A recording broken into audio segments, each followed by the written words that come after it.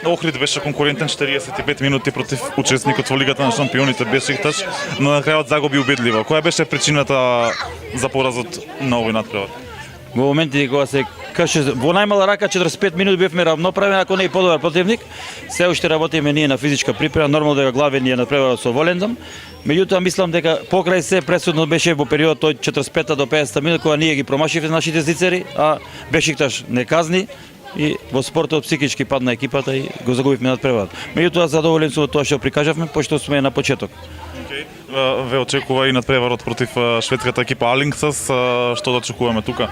Па секој дека ќе играме борбено како денеска, ќе ротираме екипата, мора да најме идеалниот состав за почеток на првенството и купот на ЕХФ, така да мислам дека секој напред ќе играме подобро и подобро. Противник во купот на ЕХФ е холандскиот Волендам, двата надпревари ќе ги играте на домашен терен, амбициите во ова европско надпреварување?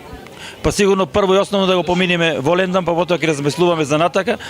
Сигурно е Охрид прв пат излегува на европска сцена и цел ни е да го помине Волендам, се надевам дека со поддршка на публиката и добра спремност ги пратиме нивните утакмици кои игра во ланската година и мислам дека имаме реални шанси да одиме второто коло. Благодарам.